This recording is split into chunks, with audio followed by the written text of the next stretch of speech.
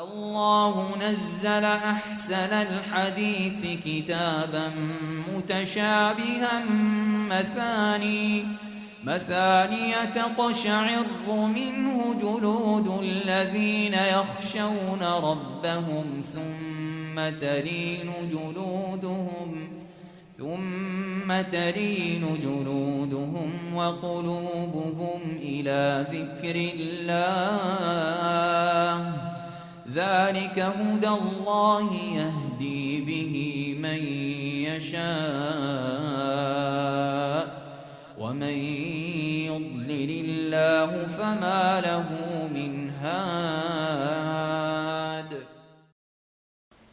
أما بعد فأعوذ بالله من الشيطان الرجيم. للذين أحسنوا الحسنى وزيادة. ډیرو قدرمنو مشرانو کشرانو ځوانانو او مشاهدینو مشاهداتو، السلام علیکم ورحمة الله وبرکاته. د دې حلقې د درس موضوع ده د موضوعاتنا رؤیت د الله سبحانه وتعالى، د الله سبحانه وتعالى دیدار او لیدنه په جنت کې د پاره د مؤمنانو. د دې وجې نه د زمونږ دین ډېر ښایسته دین دی او زمونږ ښکلی دین دی او هر مسلمان د دې ښکلي دین باید شکریه ادا کړي چې الله سبحانه وتعالی ماته په دې دین باندې اجر راکړي، ثواب راکړي، په دنیا کې ښه زندګي راکړي او سعادت مې نصیبېږي، او بیا په آخرت کې الله سبحانه وتعالی مال جنت راکړي او بیا په جنت کې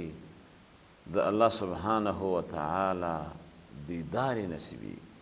دا یو څومره لوی نعمت دی. قدرمنو، د الله سبحانه وتعالی دیدار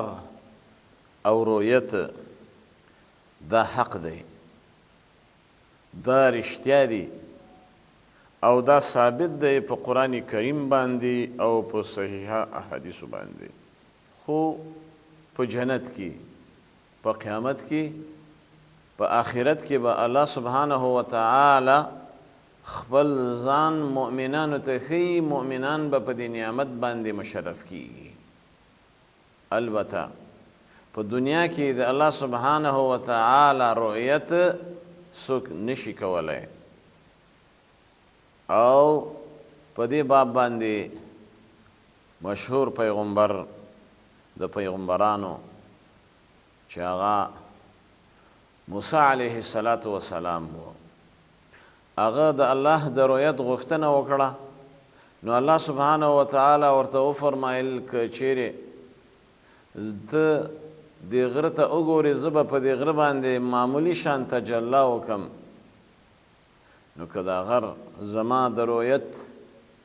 هغه تحمل یې وکړ نو ته به یې وکړې. هغه وایي چې کله الله سبحانه وتعالی معمولي شان ته خپل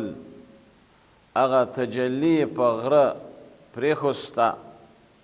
نو هغه غر ذره ذره شو او موسی علیه السلام بېهوشه پرېوت. نو دې وجې نه الله سبحانه وتعالی فرمایلی دی په قرآن کریم کې لن ترانی، ته چېرته ما نشي لیدلی په دنیا کې. او دا نه چې د معتزلهو په شان هغوی د رؤیت نه منکر دي چې دنیا کې هم رؤیت نشته، آخرت کې هم نشته. نه، دا غلطه ده، بلکې رؤیت نفی چې په دې آیت کې شوی هغه رؤیت د دنیا شوی، نه د آخرت، بلکې د قرآن کریم صریح آیت دی. الله سبحانه وتعالی فرمایلی دی په قرآن کریم کې چې وجوه یومئذ ناظرة الى ربها ناظره، سمخونه به، شخصیتونه به، اشخاص به او دغه مخونو والا شخصیتونه او اشخاص تر و تازه به فی نظرة النعیم، مؤمنان خو وي تر و تازه په جنت کې. ناظره دا د نظر نه دی، نظر یا نظره تر و تازگی ته وایي. قرآن په لغت عربي راغلی. د دې وجې نه قرآن کریم په لغت عربي چې نازله شوی او په دې کې معنا پرته ده چې په دې ورځ به مخونه وي تر و تازه، خوشحاله، روښانه، او الی ربها ناظره، خپل پروردگار ته به کتونکي وي. مخکې ناظره په ضاد باندې دی او دا وروسته ناظره د نظر نه دی، رؤیت ته وایي. لکه یو حدیث کې راځي نبی کریم صلی الله علیه وسلم فرمای نظر الله امرأ سمع مقالتي فوعاها وحفظها وأداها كما سمعها فرب مبلغ أوعى من سامع. وی تر و تازه دی هغه کس چې هغه د محمد رسول الله صلی الله علیه وسلم احادیث اوري او بیا یادی او بیا بل ته رسی لکه څنګه چې د اورېدلی. او ډېر کرت هغه څوک چې هغه ته دین بیانیږي او هغه ته قرآن و سنت تدریسیږي، ډېر پوی وي، بردوباره وي، تحمل پکې وي، دغه نه چې هغه ورته بیانوي. مطلب مې دا و چې نادره مؤمن به په دې دیدار نورم تر و تازه شي. او دغه شانته مؤمنان په جنت کې به د الله سبحانه وتعالی په دې رؤیت به مشرفیږي. وجوه یومئذ ناظرة إلى ربها ناظرة يوم تبيض وجوه وتسود وجوه. الله سبحانه وتعالی بل ځای کې فرمایي په دې ورځ به څه مخونه تک سپین وي او په دې ورځ به څه مخونه تک تور وي. عبدالله ابن عباس ترجمان القرآن حبر الامه د دې امت یو لوی مفسر او فقیه او د محمد رسول الله صلی الله علیه وسلم د تر زوی شاگرد، هغه وایي چې معنا د دې آیت هغه دا ده چې سپین به وي، تر و تازه به وي مخونه د اهل سنه چې څوک د سنتو تابعدار وي. وتسود وجوه او تک تور به مخونه د اهل بدع او اهل البدع چې څوک په بدعاتو پسې روان وي، خرافاتو پسې روان وي. نو د الله دیدار او د الله رؤیت به هغه څوک کوي چې هغه موحد وي، هغه مؤمن وي، هغه مسلمان وي، هغه متبع سنه وي، هغه به د الله سبحانه وتعالی دیدار کوي. د دې وجې نه هغه آیت کریمه چې ما تلاوت که په هغه کې هم دغه دیدار ته اشاره ده، صراحت دی. للذین احسنوا الحسنى، هغه خلک چې هغه مخلص وي، ماده د احسان پکې وي، هغه ته به الله سبحانه وتعالی جنت ورکوي. حسنا نه مراد جنت و زیاده او علاوه د دې نه یو بل زیاتی فضل و کرم، لوی نعمت چې هغه رؤیت د الله سبحانه وتعالی دی. د دې وجې نه قدرمنو د الله سبحانه وتعالی دیدار هغه خلک چې هغو کې ماده د احسان وي. واحسنوا ان الله يحب المحسنين ان الله مع الذين اتقوا والذين هم محسنون. د دې وجې نه د احسان ماده دا ډیره یو ضروري ماده ده چې مسلمان کې وي. یو خو د الله سره احسان دی، یو د مخلوق سره احسان دی. نبی کریم صلی الله علیه وسلم په یو حدیث کې فرمایي احسان څه ته وایي؟ ان تعبد الله كأنك تراه فإن لم تكن تراه فإنه يراك. احسان دا دی چې ته د الله داسې بندګي وکړې چې ته هغه ګورې، او که دا حالت ته نشي جوړولی نو داسې حالت خو جوړ کا چې الله سبحانه وتعالی تا ګوري، ځکه هغه سمیع دی، هغه بصیر دی، هغه على كل شيء قدیر دی، هغه نحن اقرب الیه من حبل الورید ذات دی. نو دې وجې نه په ورځ د قیامت کې دغه مؤمنان موحدین متبعین د سنت دا به د الله سبحانه وتعالی دیدار کوي او د الله سبحانه وتعالی په رؤیت به مشرفیږي. اما کافر، مشرک، یهودی، نصرانی، منافق، مرتد، هغه د الله سبحانه وتعالی دیدار نشي کولای. کلا بل ران علی قلوبهم، بلکې د دوی په زړونو باندې زنګونه دي او زړونه یې تور شوي دي. فی قلوبهم مرض، په زړونو کې بیماری ده، په زړونو کې مرض دی. لکه څنګه چې فرمایي کلا انهم عن ربهم یومئذ لمحجوبون، یقینا دغه کافران مشرکین دوی او د دوی د رب په منځ کې به حایل وي، پرده وي، چیرې د الله سبحانه وتعالی ملاقات نشي کولای. نو دې وجې نه د اهل سنه والجماعه عقیده ده چې الله سبحانه وتعالی به دوی ګوري او دا به په جنت کې ګوري. په دې کې د علماو د اهل علمو اختلاف دی چې دغه رؤیت د الله مؤمنانو لره په دې کې خو اتفاق دی چې دا به الله سبحانه وتعالی دا نعمت ورکوي، خو بعضې علما وایي چې دا لأهل الموقف جمیعا، وایي دا به په موقف کې عرصات د قیامت کې مؤمنان الله سبحانه وتعالی به ګوري. او راجح خبر هغه پکې همدا ده چې هغه قول د شیخ الاسلام ابن تیمیه دی، د علامه ابن القیم دی، او د محققینو،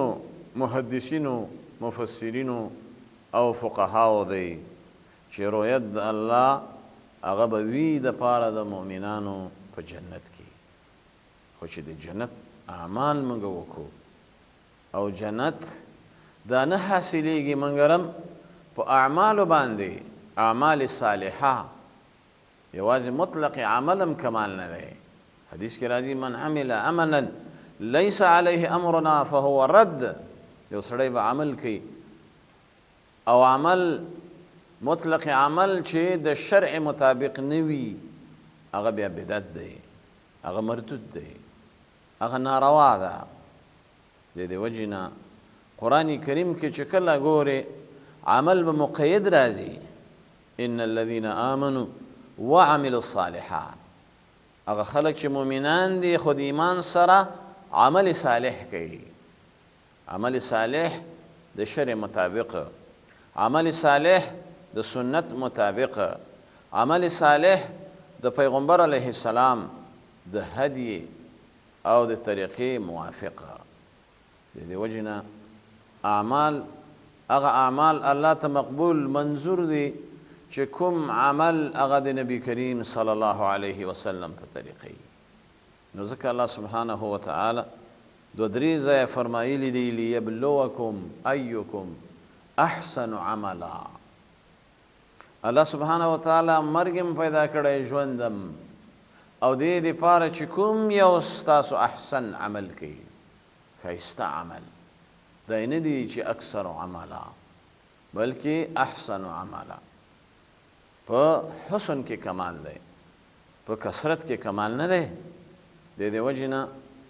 2 رکعته لمونځ وکړه، په صحیح طریقې وکړه، په توجه یې وکړه، په خشوع یې وکړه، په خضوع یې وکړه او په صحیح شان یې وکړه. دا که ته 40 رکعته 20 رکعته وکړې چې په توجه نه وي، په اخلاص نه وي او په خضوع او خشوع نه وي، نو دا دواړه نه دي برابر. ځکه یو حدیث کې راځي چې پیغمبر علیه السلام فرمایي یو تن چې ځان لمونځ کوي یو تن په مسجد کې لمونځ کوي د مسجد والا ته به الله 20 درجې فضیلت ورکوي او کوم کس چې ځان لمونځ کوي هغه له 1 درجه جماعت کې کوي 20 درجې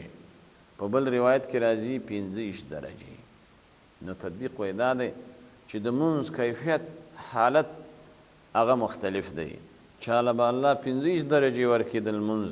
چاله به 20 درجې ورکړي نو دې وجې نه تر دې زمونږ دین هغه داسې یو ښایسته دین دی